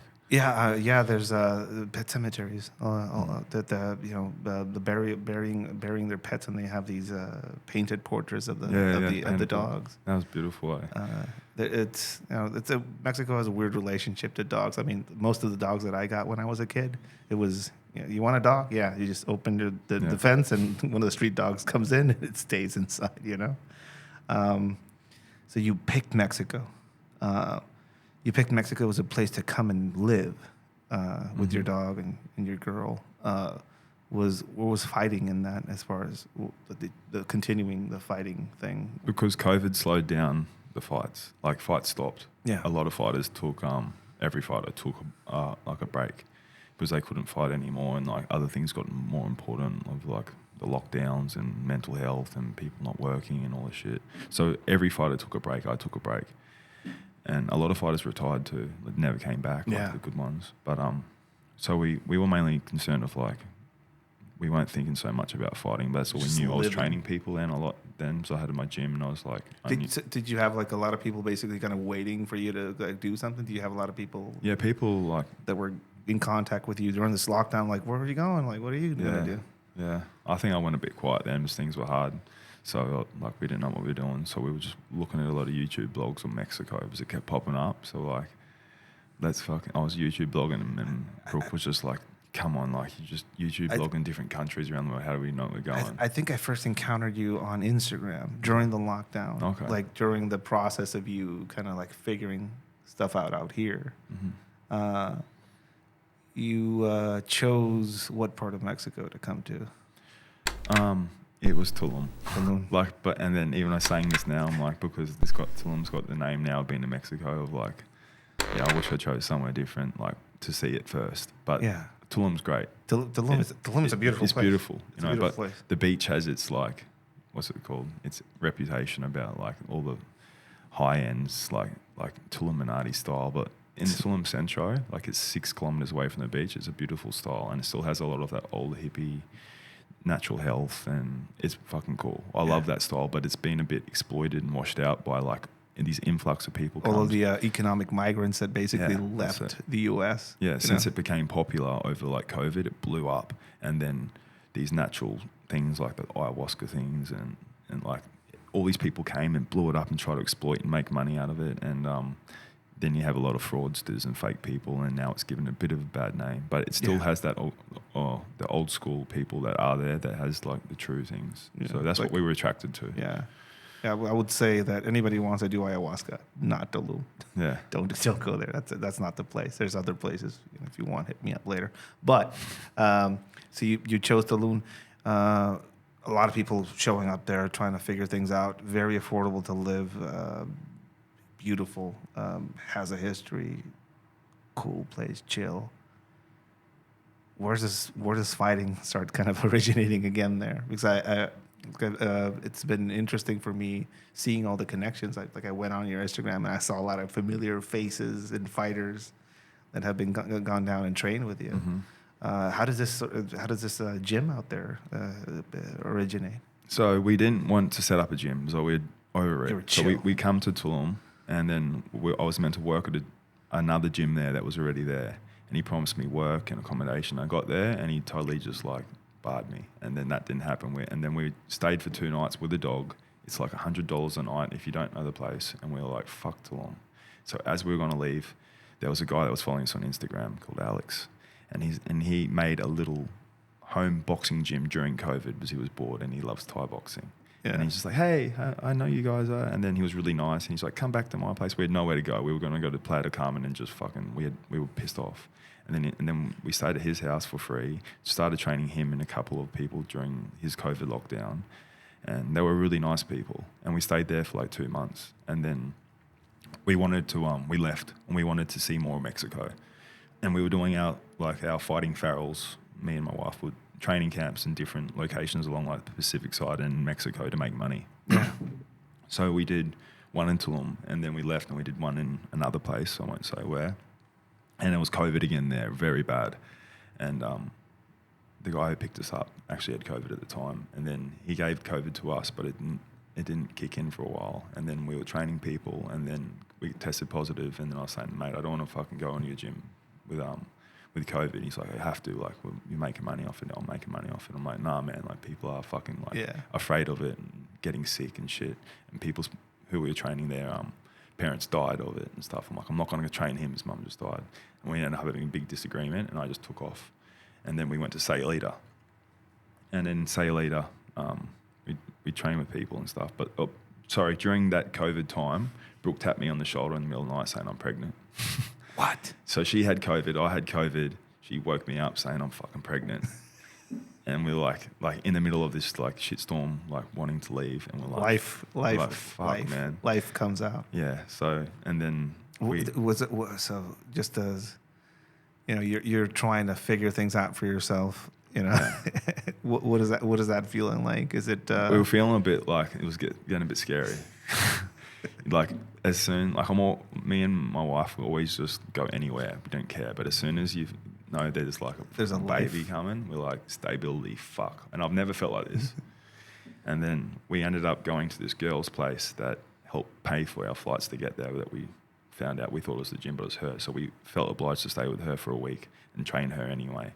And she was very nice. And this is how I discovered about you. Her husband did your course. Or like I'm a huge fan on what you do, and we talk about you a lot, and he gave me like Kevlar wire, Kevlar. Yeah, and Kevlar cord. I don't know much about it, but he was telling me all these uses and like the tactics on like how to look at people that are like dodgy and like everything that you do, you know. Yeah. And it was really interesting. I'm like, mate, we'll come back and we'll go do our course one day like that. Yeah. It was really cool. And that was opening my eyes up of Mexico now, of like how it works and then different parts of it, because we were pretty naive. Yeah. And we stayed with them for a week, really nice. And then we left to Sayulita, and then Brooke couldn't hold pads anymore because she was pregnant. She was still getting like punched in the stomach and shit. And we're like, listen, like you have to stop now. Chill out. So we're like, fuck, it's just me now. We couldn't do the camps. And then we flew back to Tulum, and we're like, let's open a gym. And that's how we started. So you're about to welcome a life during a global pandemic. Your girl turns to you and says, Banza, you know, I have a baby on board. You're trying to figure out not only your next move as a family, like a whole family, while trying to figure out where this investment in fighting and also learning how to train other people to fight is going to take you in Mexico, out of all places. That also, like, she did the pregnancy test, but it was actually my birthday. So she waited till 12 o'clock, like midnight, and woke me up. Yeah. And I'm just like, I got your present. And she like had like a Walmart bag and I unwrapped it. And I was like, it's fucking midnight and was sick. And I opened it up and it was a fucking pregnancy test. She's like, happy birthday. So on my birthday, COVID. What does it feel like to be, what does that feel like for a man like you to now, for me at least, I remember getting the news when my kid was gonna, come into this world, going from being this invincible fucking almost suicidal guy on a weird warrior pilgrimage of my own, trying to learn, gain experience, and just become something. And now vulnerability comes into my life. Like, what was that for you? I think it's like circumstance, like the circumstances we're in, like being in Mexico, like me and my wife have been together for 14 years, pretty long. Yeah. And it's, I mean, just listening to some of the journeys you've been on together, she sounds like an amazing woman. She's always been, next to me, had my back. Yeah. But it was just circumstance at the time, and I was just like freaking a bit. But I've always wanted a child, like with her. But we were like, fuck, look where we are right now. Like let's have Flame. That's what my son's name is. But we're like, fuck, like what are we doing right now? But like you were saying with depends what quest you're on, and then you find out that you're having a baby. Like you hear about like Formula One drivers. Yeah. They find out they have a baby, and then they lose like half a second of their time. Yeah. Of their lap or something because of that seed's being planted. Same as what you do. You know what I mean? You're doing all that stuff, and then you're like, fuck, I don't want to die anymore. But you never thought that before. So you have this moment of, I guess it's anxiety. Like in the world at that point was pure anxiety, unknown, like what's going to happen. Is everybody going to turn into zombies? Is this the start of the end? And you get this news of life, and I'd say yes, it does slow you down a bit while you get adjusted to it. But at least for me, it gave me this new weird motivation and drive. Is if I had to bet on Ed before a kid and Ed with a kid, the Ed with a kid has more of a drive and motivation to fucking kill me. So I'd probably bet on I'd bet on the other one. Yeah. This news comes at a point in your life when you're trying to figure out what the next step is for you. Like, what does it do for you as far as motivation and push? I think as soon as you find out, suddenly, like in your head, just priorities restack. All your priorities change. And it's like, I have to do this or this. And all your other goals and ambitions before are different. They might be there still, but they're a lot lower on the list, or they fade. Yeah. So, it was like income. Like before, we were doing these camps, and sometimes it was good, and sometimes we like break even or lose money. We'll be right. But now it's just like we have to be like fucking leveling up. This is real now. So like, what do we do? What do we know? And then I'm like, fucking Muay Thai, owning a gym. Yeah. Let's try to make some money out of it. That's when you decided to figure out a gym. We were doing these camps and we were making some money, but traveling in between them and stuff, and was like it. We went to Sayulita and it was awesome, but the rent was higher and the food was more expensive, and like it wasn't fucking beneficial. So we bought a car in Sayulita. We used like the savings we had, some of the savings we had to buy a car, because I can't fly with, I don't know, I couldn't fly with, say, my dog. I don't know why. Yeah, but anyway, I think we had a whole lot of shit or something, like traveling with us. So we bought a car and we drove from Sayulita to Tulum. We were like, that's a fun idea. But then people like, make sure you talk to people and check the roads and know where you're going. Yeah. So we wanted to go from Sayulita down Puerto Vallarta, all the way down was my mates in Troncones. You know Troncones? Yeah. My mate's there. I want to go see him. He's like, he's an Australian guy, and he owns like one of the biggest marijuana farms in in California. Yeah. And he has a place there, and he's just like, come chill with me for a bit, and like, I went surfing with him, and then, but people are like, you can't take that road unless you want to lose your car. Yeah, there's roadblocks. From Colima to that. Colima, yeah. Down to... That's New Generation Cartel territory. Yeah. And there's roadblocks and there's fights, and then you'll get fucking stripped of everything. On that coastline? Or? Yeah, there's certain places that are kind of like sketchy. Yeah, and Michoacan isn't... Michoacan is a war zone. There's trench warfare going on in some parts of Michoacan. Not all of it, but all of it is sketchy. So you decided to... We didn't do that. So we got told to stay on the toll roads mainly. Yeah. And good call. So we were driving, trying to do big days, and we end up getting a flat tire near Morelia. Morelia, yeah. So we had a flat tire, changed the tire, the car was fucked, and had to go really slow for like 40 kilometers, and we got to Morelia. And that was a bit of a story. Like I changed the tire, and my mate that had trained with me gave me like a big bag of like weed gummy bears. Oh yeah, and I didn't really want them. Yeah. And so then the guy that changed my tire, I just gave the whole bag to him, like, thank you. And I had half a gummy like before I gave the bag away. And then Brooke's like, what are you fucking doing? Like, you're a foreigner here. You've just given a very big bag of gummy bears away. It might look like that you're a fucking white guy, like getting rid of fucking stuff. And I started like spinning out, and the edibles kicking in, and I'm like, fuck. Paranoid. And I was just trying to be nice and give a tip, you know. Yeah. But then I'm like thinking about this, and then we stayed in this place for the night. And then in the middle of the night, my car got smashed. I'm like, oh, is it fucking they found me or whatever? They found me. Yeah. It wasn't. Someone just smashed my car. And I don't know all the rules of, in Australia, if you leave a bag in your car overnight, it should be sweet. Mexico, you leave something in the car, hey. Your window's going to get smashed, and they're going to take it. You'll take the piping out of your house. So all the shit that we drove down all got stolen. Like, we were tired and brought on in one suitcase, which was my wife, and my suitcase got stolen, my pads got stolen, everything got stolen in the car that night. But stripped. And you're making your way towards you're making your way back, basically. It's a fucking setback. So how far is Morelia then to Tulum? Pretty far. That's almost a day and a half, I guess. Yeah. So we had like one more day to stay, and then we like stayed in a hotel, but we didn't have a window, so I tried to park the car really close to like the side of the wall, so then I could jump in. And I was just like, after that, it was hard to sleep and shit, but we made it. Yeah, you made it back. Clear plans, direction.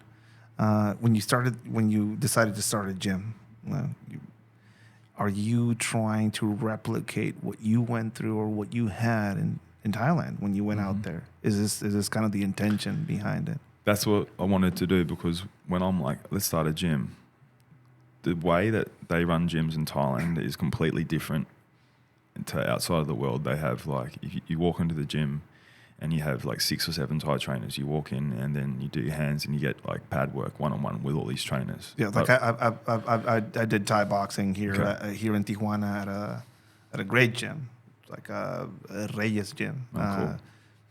Amazing instructor, but there was always one instructor at the head of the class, and we had to partner up and stuff, because that's how gyms make money, because they can't employ 6 people. But all I know is the way that Thailand works, and I'm like, fuck it, I'm going to do that. I can make it work. The cost is way higher because you have to employ more trainers, and then the membership cost is like a lot higher. Yeah. But so is Thailand. Like, you go to Thailand, you think it's a cheap country. It's actually expensive to train. Yeah. But it's worth it because you get one-on-one session twice a day with a trainer, and it's just like, the results are completely different. Yeah. So you're basically trying to replicate what made you out there. Yeah. In Mexico. Yeah, and people saying you can't do it, and the cost. Like, I'm trying to weigh up the cost and the trainers and the wages, and it is different. But I'm like, I think I can do it. So yeah, that's a bet. That's a fucking it's gambling. Big, that's a gamble. So that's if it's like you have a bad 2 months, you've got 6 staff to pay, like more, man. We have like a receptionist, like a house cleaner, because people stay in the camp, and then we got 6 trainers. Where's this gym? Like, can you describe the gym itself? Like, is it like some of the gyms in Thailand? Yeah. Is it open air? Because it's open air gym, like Thai style, like. But I'm just doing what like all I know. That's what you know. People come like, oh wow. I'm like, fuck. I'm like, the way to make money is to have one trainer and many students, and then just have low cost. But we've done it this way. And in Thailand, we sponsored like the Thai boys. We give them a bed, food, they fight. But we sponsor them the right way. We don't just wash them with fights to make money out of them. We do it more for their education. And like, anyway, I'm doing that the same with a few Mexican boys here, because they can't. It's expensive to train. So you're like some of the kids that from their local communities will come by and peek in the window and like, I want to do that. Yeah, but if they got to be serious, you know. So like, what's the talk you have with those kids when they come in? You can usually just see like I did a seminar in Playa del Carmen. This is when the gym's already established, doing okay. And this one kid who fought one of our guys already came from Cozumel. He caught a ferry and he rode his push bike all the way to the seminar just to do it with me. And he didn't have much money and he paid for it. And then and I could see how much he wanted it. I was like, listen, man, if you want to come, I'll give you a free bed, a free training. I'll help you out, stuff like that. So then he started crying. So you're basically doing like they're staying at the gym. They're staying at the gym. I accommodate a fair few people for free, just for like sponsorships, and give them opportunity to fight. And then this costs money too, you know. Yeah. But that is not common here. That is not a common thing here. I've actually never seen anybody kind of do it the Thai way here in Mexico. That's fucking amazing. So it's trying to do that way. But the Thais do it because then they have dreams of that boy is going to turn into like Canelo Alvarez, and then you'll get like 30% off $1 million a fight. But I know that's very unlikely. But you are doing. I mean, that's an investment in somebody that nobody was ever going to invest in that kid probably. In that way. That's fucking amazing. And he's learning English, and I want to try and push him to do like education also, so he doesn't just have like Thai boxing. So yeah. So he's fun, he's a good kid. I have a couple of Mexicans like that, and foreigners too. You start this gym. Like most of your clientele that's showing up are some of the foreigners that are following you from other. They've been following you for a while in different ways. You're known, and you have a reputation. And all of a sudden they say, "Where this motherfucker's here?" Yeah, this motherfucker's here. All the clients and students that come, they're all international. Pretty much. Some Mexicans come. And how do they find you? Is it word of mouth? Is it they've been following your career? Is it like people recommending you? Like, this guy's here? A bit of everything, yeah. Like just word of mouth. Like people that had trained in my gym in Phuket. Instagram a lot. Our page is doing well, like Tulum Muay Thai. And people just want to come. And they know that it's like a Thai-style camp. They know that. And that we're doing that in Mexico, and Thailand's very far for a lot of people. It's far from here. Yeah, I mean, America and Canada next door, but we get a lot of Europeans, like people everywhere, man. Yeah, they're basically. I mean, the style is definitely unique in Mexico as far as doing it that way. And even in the United States, I haven't seen a Thai style setup like that. It costs too much there, I reckon. Because like Mexico's on par with some things. Like you do that cost of living check, and like rent in Tulum's a bit higher, but then there's some food like groceries and beef, it's cheaper. So it's like some things are cheaper, some things are dearer. So, but it levels out. Yeah. So it's possible here. So you decide to replicate what made you out there. You start getting people in, some locals, I imagine, as well. We have a basics class also. Yeah. So then we have a basics class for like 1,200 pesos a month for like everyone. And then we have a basics class where all the locals can afford it and come. And then we have the Thai camp, which is more expensive than internationals, and some Mexicans come. What does the Thai camp entail for people that might not know what that entails? It was the same training you get in Thailand. So there's like 6 or 7 trainers, sometimes more. So all you have to do is you rock up, and then you get assisted. Everything's assisted shadow box. You get pad work 1-on-1 with a professional fighter for 4 rounds twice a day. And then you can do like sparring and clinching and drills, but it's all learning. In the sense there's so many trainers, you're not going to get your head punched off by just some other customer. So it's all like guided training, but yeah. So it's a guided one-on-one, almost personal type trainer. The guy that's holding the pads for you is somebody that knows what he's doing, basically. Yeah. It is a live-in type situation, just like you would have in Thailand. Mm-hmm. Like a lot of people come, they stay at the gym. Like it's like they get woken up to the sound of skipping and pads. They go back to sleep and they train again. So it's like, how long is this? It's very full on. Like how long? How long of a period is this? So 7:30 in the morning to like 9:30. So it's 2 hours twice a day. And all you have time to do is like sleep in between. Yeah. Again. Yeah. Unheard of. And run. And unheard of here. Yeah. And I imagine the food is kind of different, though. The food, mate, like I walk around here at a lighter weight than in Thailand. Thailand's a carb-based rice diet, rice. But here, like I was training less at the start because I was just holding pads and just trying to like look after everyone else before my fighting career came back. Yeah. And I'm like dropping weight, like walking around lighter, doing less. But I think it's because of like the tacos. I like healthier tacos, and it's like low carb, like more high protein. And I'm like dropping weight. Everyone here that is just dropping. It's not hard to like lose weight. I mean, caldo de pollo, chicken fajitas. I have this experience of going to the U.S. and living in the U.S. and then coming back for a few. Like sometimes I come back for a few weeks, depending on the time and day that I'm doing out there, and I'll drop weight just by switching the diet here and here. I'll drop weight here, and you would think like eating all those tacos. No, it's not the case. The bread, the carbs are completely different than the U.S. Yeah. Just a more fattening diet, I guess. What are your favorite tacos? Like, what do you go for when you go to the... What's liver called again? I need to learn more Spanish. Hígado. Huh? Hígado. Yeah. You like tacos de hígado? I smash it. Hígado encebollado, basically liver and onions. That's it. Yeah. That's it. Yeah. I get 3 for myself and 3 for my dog every morning. Organ meat. Organ meat is where it's at. Yeah. We eat more parts of the animal here in Mexico than other, in most other parts. In the world, right? Yeah, like tripa, cabeza. Like we'll take the whole cow head and just pick and choose as far as the parts of the head that we want to eat. Like, also, like the cheeks is its own. What's that called? Cachete. And then you like tongue. My dad used to be into the eyes. He would say it's like the cow caviar. The very rare eyes. Is it good? Yeah. It's great. For Until me, you know what it is, you should just try it and then get told. They'll open up the cow head, and everybody at the taco stand. Yeah, and if you've never seen one, I haven't. They're like, is it cooked? Yeah. Oh yeah, it's fucking steamed. Usually is how they make it. But the first thing that runs out is the cheek. That's the part where you want to get. Organ meat, hígado encebollado. My mom used to make that for dinner, just a fucking liver with onions, I like the chicken gizzard too. Oh yeah, that's chicken buche. Yeah, buche is what. That's funny. So you're out here, vast change of diet, tacos, different. It's a different world.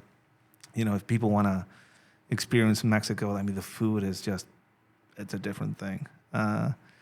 So you start making this basically Thai camp here in Mexico. It's fucking fascinating, amazing for people that can't travel all the way to Thailand, and then want to have that experience. And also, you're not only bringing your experience into your camp, your career fighting, but you're also forming other instructors as you're going on.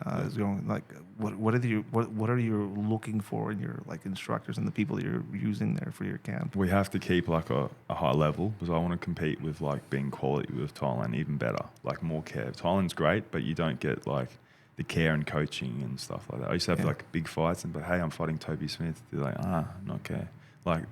Because they're used to it the way they grew up and just fight, But here we're trying to put a bit more care in. But the level, we want to keep the level of instructors as a professional level. They have to have a good name, teach good Muay Thai, and all have the same style. We have already had some of the best trainers from Mexico, like Richard Cruz, come over. So we're trying to get involved with everyone.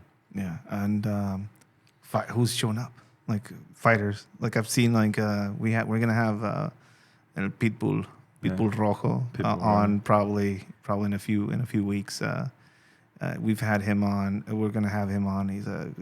We've kind of helped him out on his career. He's a Argentinian fighter. Yeah.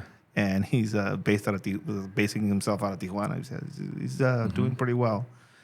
He has a lot of potential, and that motherfucker has fucking fighting energy. Yeah. I was watching him on Instagram, and I saw his face, and I'm like, oh, this fucker's out there. He's a good dude, and he's got a good future. Yeah. I remember his dinosaur. That's where I first saw him. His dinosaur celebration. That is the best fucking in the world. Brilliant. He turns into a fucking T-Rex. How much he meant it though. Yeah. He did it like no one was watching. That's fucking crazy. Is it becoming like a place where fighters here in Mexico, Mexico is producing fighters. Tijuana just produced a UFC champion. It's growing. Mexico is growing. Like in the last 3 years, in the last year I've been here, it's like dramatically growing because of the legislation to put fights here. It's very easy, and like Thailand, it's like the legalities and stuff. You can just do a show, bang, bang, bang. But in America, there's such a dense population of people and like enthusiasts, and Muay Thai enthusiasts, but there's no fights because of like insurance. There's all these checks and tests, and you have to pay to be professional. But here, you just fight, rock up, get paid, boom. You should get a blood test, but you don't even need to on some shows. But you should get a blood test to make sure that's fine. But like there's so many fights, like there's professional shows every month now. Yeah, people there's a renaissance of it basically kind of happening here. It's Mexico's always been a fighting culture. Like I grew up with boxing. I grew up with boxing and judo back then. We used to have Cuban Olympic instructors here that would show judo and boxing and like in at school and shit like that. And we used to go to some of the the major gyms here in Tijuana, just boxing. I remember seeing for the first bootleg copies of the UFC, and how and seeing the guys show up in different uniforms and just seeing how that changed everything. It's evolved. Yeah. And I remember starting when I did my first Thai boxing classes and just seeing how different that was. Kicking. And getting kicked. I remember getting my first leg kick and how humbling that was. No. Just hearing that stop. I'm like, oh, that leg isn't That's gonna what be it feels like. My leg's fucked. I'm like, this is different. This is a different thing. And also seeing how easily elbows cut. Oh, yeah.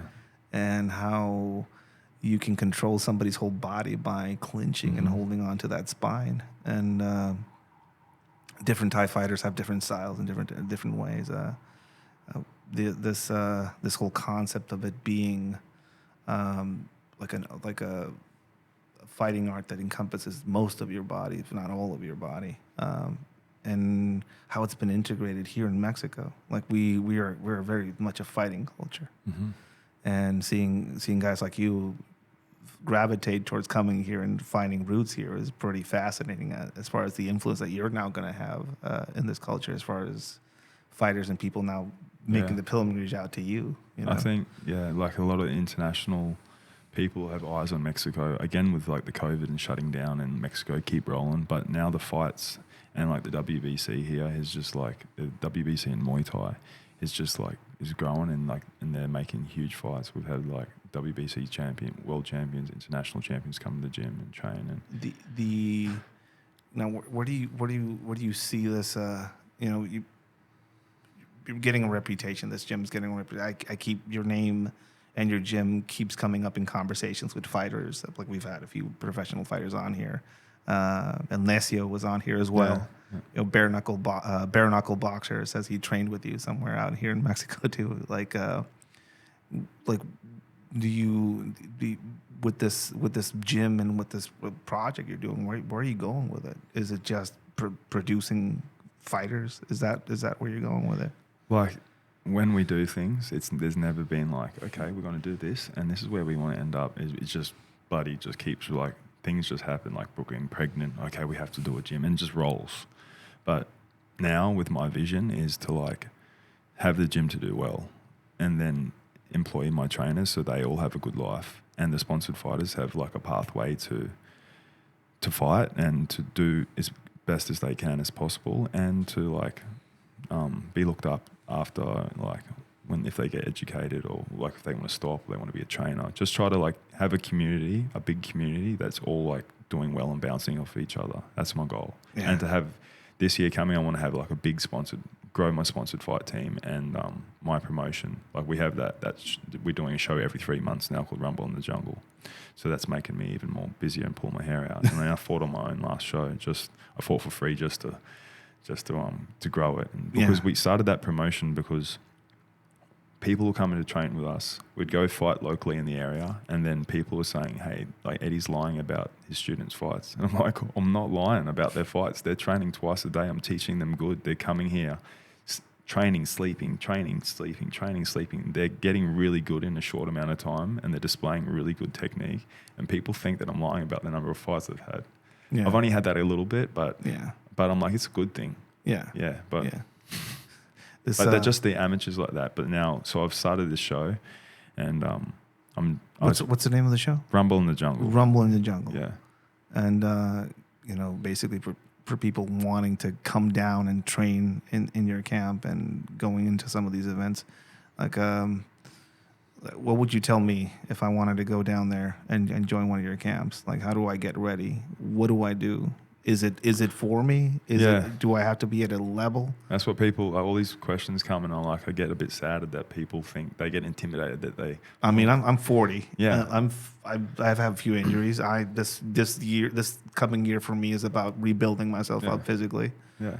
So I might go down there and fucking just surprise drop on you. But you always just talk to someone, just be cool with them. Say, hey, like, what do you want to do? Like, they want to obviously learn and get better. It's like, well, like, how hard do you want to push? Like, you push people until you see, like, if they're staying, like, everyone can do it. Like, you can have, like, veteran fights with, like, people. If people want to fight, they can have a fight, and I'll match them with someone like them. You can have a veteran fight, or you don't have to fight. You can just train and get better and like transform yourselves. That's the biggest things as well. Like, I've had a lot of guys, local guys that have trained with us, and the transformations has made me so happy. Yeah, like because them showing up the first day versus them leaving. And they're so like focused on like getting better and training and like. So if for somebody that has, and then their body changes when their focus was just getting better, and they're thinking so much about it, and then the next minute they're like, holy shit, I've lost like 15 kilos and I look great. For somebody that has seen your journey, has seen journeys of other people going off all the way to Thailand, and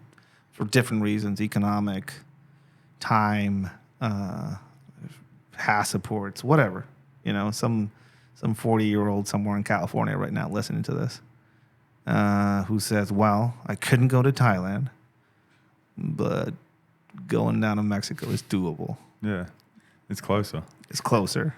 Yeah. I wanna go into one of these camps. I have no training. I'm trying to figure shit out. I want to see if this is something that is gonna kickstart something inside of me. Doable, possible for me. Of course, everyone is, but we like gauge everyone when they come in, as long as they have the right intention, and they want to do it. We like coach to make everyone feel welcome and not intimidated is the number one thing, and then it's up to them whether they want to continue. But with us making them feel comfortable and like a community, people usually love it. But if they come with the wrong intention, like just like trying to be tough, and like we get this, bro. We get people come in, so we've got like the collective energy already, which is great. But then sometimes you get the wrong people bounce in, and then fucking they bounce out. Yeah, the tough guys, the individualist, the look at me types. You usually get it. Same with your shit. And usually you'll get snapped back pretty quickly. Yeah. I'm of a culture of show me, don't tell me. So usually you'll get people like that. They'll talk a lot about stuff that they can't. It's an interesting environment that you created down there. Specifically, the collective nature of it. How you say, which Mexico has some of it, but when it comes to the fighting community, we've a lot of fighters get exploited. There's in boxing, it's pretty common. Some of the MMA community here in Mexico is very much it's replicating a lot of what has happened in the boxing community and in the MMA community in the U.S. where there's some shady shit happening. Like mismanagement, exploiting fighters, not looking out for their best interest, and not giving them an afterlife as far as their fighting career. So it's pretty unique and interesting that you're kind of bringing some of that culture into Mexico, specifically in the format you're doing it, a Thai format. Yeah.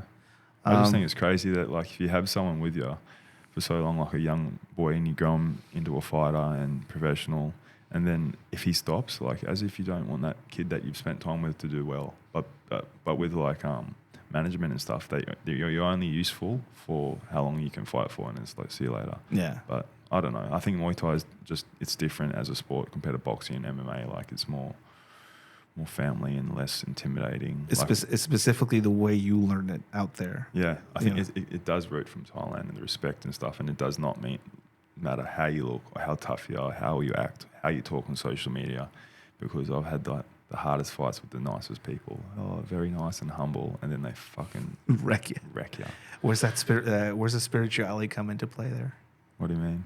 I mean, you learn this in a place that, I don't know. I've never been to Thailand, but I've talked to people that have, and they all describe this,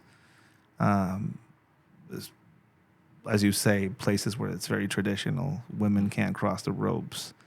There's shrines all over the place. They describe the smell changing when you go into Thailand versus when you leave it. It's a true kingdom. It's not like the UK. There's a reverence there. There is a ceremony. There's music involved in the presentation of the art. Where does that fall in line with how you are now kind of exporting it outside of? Like I was there for like a long time, so you saw like the great things and the not so great things. So obviously, when I want to take out all the best features and leave the ones that weren't great behind. Yeah. Yeah. So yeah, that's how I feel with like, in the spiritual side. Like I was very, what's it called when you have to like wear like your favorite pants to go fight or something. Like you manifest your fear into like, oh, I need my like special song, my walkout song and stuff. Yeah. But you realize after a lot of fights, it doesn't matter if you have your blue shorts on or your red shorts on. Fights like if you have your lucky shorts on, you can still get flogged. You can still lose a fight. So yeah. Yeah, Mexico it's very Catholic. It's also very superstitious. Yeah. We don't have an empire here, but we do have a queen in a way with the Virgen de Guadalupe. Who was at the center of a lot of religious practices here in Mexico. I'm just wondering if that it shows in the type of people that show up with humble origins at your gym, specifically some of the young people showing up there. Yeah, we just try to teach humbleness and keep some of like the Thai traditions, which is beautiful, like the Wai Crew. It's like a dance before the fight, and like the Mong Kong and some of the respectful things and stuff like that. It's definitely something that reverence for where things come from. Is basically it. Keep its roots and keep the music. Like people lose it, and some people get too carried away with it, which makes me angry too. Like you have a Mong Kong on and you put that on before you fight. Yeah. But sometimes people, like I've seen it, the trainer and the instructor's wearing the Mong Kong in the class. Yeah. Shit, I'm like, fuck, what are you doing? Well, look at me. Stuff like that. They push it to be too like authentic, which is I just try to keep it real. But with like traditions and like religions and stuff, I'm open to them all. Like there's power everywhere. Like before my last fight, I actually went in with my friend and got a main blessing. And went into like the main church and stuff. It's not even called a church, is it? Like, no, it's called like Nam or something. I don't know what the word is, but the sacred space in Mexico means different things depending on how old your religion is. Yeah. Because and when the Spanish came, there was already shit going on here. Spiritually. Hallucinogenics and the use of psychotropics in Mexico is a big thing, It's only a religion in itself. Well, yeah. This whole aspect of tourism to places like Tulum and people going down there and doing ayahuasca trips has produced a market for that type of stuff, but it's also watered down some of those traditions in certain places down there, and also people are taking advantage of it. People wear a funny headdress and now I'm a witch or now I'm a brujo or stuff like that.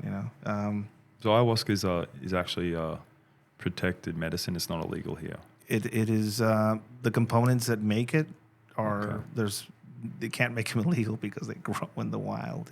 It's hard to regulate. I think there's some legislation as far as who uses it and how it's being used, stuff like that. But most of the stuff, I grew up in the desert, so most of the stuff that you can get high with would just grow after a good rain shower in a cow field. Really, like peyote and stuff.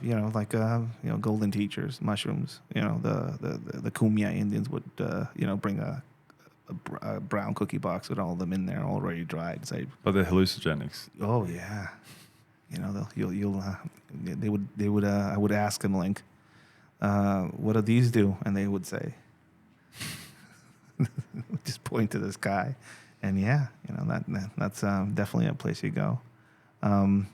The Mexico's just it's a weird place. I mean, you don't even need hallucinogenics in some parts, you know. If you travel around sufficiently, it's very diverse and very different. You just went from a very tropical, southern, very traditional part of Mexico to Tijuana right now. You were walking around. You were walking around, right? The difference is just it's pretty impactful. There's specifically here in Tijuana, which is basically a hodgepodge of migrants from all over, all over. Like we have, there's a cemetery nearby that has Japanese, Chinese, Russian, like you name it, nationality you want, it's there. And but generations here of them all. Not just. Yeah. Your son's Mexican. Yeah, he's Mexicano. Mexicano. Now I know how it feels like. It was me and my wife, we couldn't get into America for a while, so we applied for a visa and got denied in Thailand. But you have to be in your home country anyway, so we couldn't go to America for a while. We just got it back. But now we're like, we can go to America again, but our son's Mexican. And then the process of a Mexican to go to America, now I feel how hard it is for people. It's unfair, right? It is insanely unfair. Yeah. Your kid is a Mexican national, so he's going to be able to vote in Mexico. He's going to be able to join the army if he wants.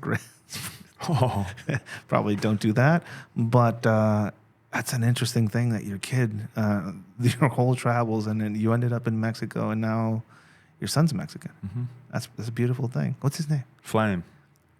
Wow. Flamito. Is it Flamita? Flame would be Llama or Llamita. Okay. Or Flama. Yeah, or Flamita. But O's feminine or A? Llama would be feminine. So doesn't matter though. Doesn't matter. Yeah. So Flame. How old is he? 7 months. What is that like, having a 7-month-old? He's just in the gym twice a day. Loves it. What's he doing? He's just running around. He's crawling. He's standing up and stuff. Throwing pads around. Yeah, he's just in there like shadow boxing. He just soaked in the gym already. I wonder what his future is going to look like. Just imagine that young and just being like twice a day. I expect great things from him. Mexicano. He needs a padrino. He's going to need a padrino. Godfather. Yeah, that's a very essential part of Mexican culture, a padrino. Does the Godfather have to be around, or I can just name anyone? Oh, no, that's the thing. So in Mexico, and I was a victim of this, you know, there's two types of padrinos: the ghost padrinos, los fantasmas, and the ones that are actually there. You know, every Sunday they have to show up and give you like some cash for candy and stuff like that. Yeah. Oh, okay. I thought you just if they don't, you know, then it turns into ghost padrino. So the ghost padrino, he could be an Australian. But he's a ghost one. Yeah, but he's gonna have to PayPal you or something on Sundays, you know. This is the tradition here. My dad chose somebody pretty horrible for me, you know. It's a padrino. A padrino is usually somebody that's, you know, he's a stand-in for your dad, basically. Was he good at the time though? When he?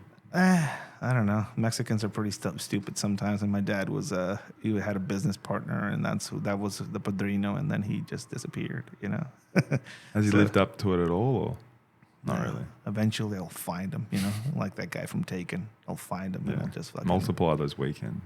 Oh, dude, I'll just fucking, you know, all of the Sundays that he can give me my domingo, you know, it's probably gonna add up to $1 million or something like that. But you know, whatever. This place that you've created, basically, where people are now flocking to and like going to as an option. I wouldn't consider it even an option. It's like its own thing, you know. Mexico, Thai-based type training with you and your experience there. If people want to find their way to you, like where do they start looking? They talk to us on Instagram. So Instagram is your first one. What's the Instagram account? Tulum Muay Thai. Tulum Muay Thai. Yeah. On Instagram.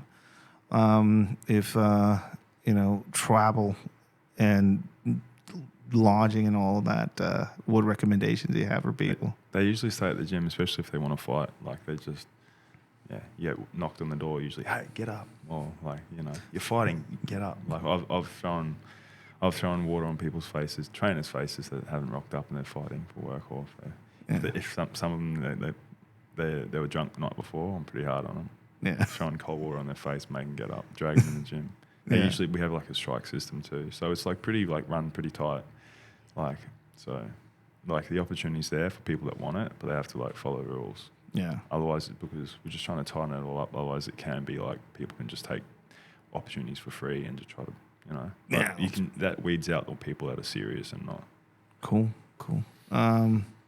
It has been an amazing conversation, man. Thank you so much for coming out. I know this was a trip for you.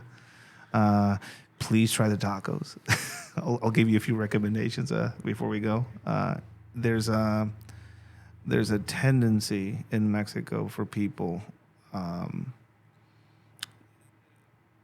to view foreigners in a way where like we're always suspicious. Tijuana is growing exponentially right now. 90% of all houses are being bought by Americans. You know, Tulum is kind of that same way right now. There's a lot of Americans kind of coming in and making things harder People for the get locals. angry, yeah. Yeah. I believe that any place where you go, if you don't invest in the people, you know, you're going to run into some troubles. Yeah. And I've heard great things about your gym. I've heard great things about the stuff you're doing with the community that you're kind of like living in and around. And then some of the stuff you're doing for some of these kids. Yeah. If people want to support those efforts, is the only way to support those efforts as far as your community service and work through your gym by going out there and training with you? Or do you have a way for people to kind of like help you out with that? Yeah, people just come and train, and if you want to make a donation to the kid himself, his own bank account, you can. But I'd say developing a way for people to like not only see some of the kids you're sponsoring through your Instagram account, but also finding a way to kind of support some of them, because I'm sure as hell want to support one of them myself. So definitely. We always encourage people, like if they have a gym or whatever, or gloves or bags, like donate bags or pads. We go through we go through pads and equipment like no tomorrow. Like like right now, all belly pads are falling apart, but we run them right down. That's how I love them though. Yeah. Like used like that, but we go through like equipment like no tomorrow. Yeah, I definitely consider posting some of these kids out there so we can. I'm trying to tell more stories about them all now. We just started like 2 weeks ago, but it's just telling stories about people coming here and like there's a story behind everyone, you know. Especially like the Mexican kids' backgrounds and past and how. I'm definitely going to figure my way out there. Next year for me is about gaining back some of the stuff that I've lost during this 3 years of. It's been a journey for me from stopping my alcohol addiction to surviving COVID. Yeah. To trying to figure out, you know, what comes next. To your Instagram page getting deleted. My Instagram page getting deleted at 350,000, which is, you know, whatever. You'll get it back. You got good supporters. I'm figuring out. I think main part of my journey right now, just like you, I imagine, it's stopped being about me, and it's now about supporting people like you and bringing stories like yours out. That I know you guys are doing some phenomenal work out there and pushing people forward. So it's time to give back. Cool. So that's what I'm going to fucking figure out for myself next year. year. This podcast, people, so Ed gets his Instagram back. Your page is gone though, eh? I'll figure it out, you know. They've tried to kill me a few times.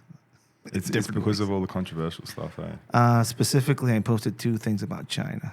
I shared that too, and I was like, you get shadow banned just for sharing it. So there you go. That's crazy. I shared that one. Yeah, it is. It is what it is. People don't like people telling the truth, and people don't like people keeping it real. So that's that's what we have to foster. And with that, thank you for coming out here. That's why we like you. Thank you for keeping it real out there as well. Thank you for bringing not only doing some of these things for yourself and your training and what you did, but also now bringing it out here and now having a place where people don't have to go all the way to Thailand because a lot of people can't. So that's fucking amazing work you're doing out there. Cool. Thank you. Thanks, man. Right.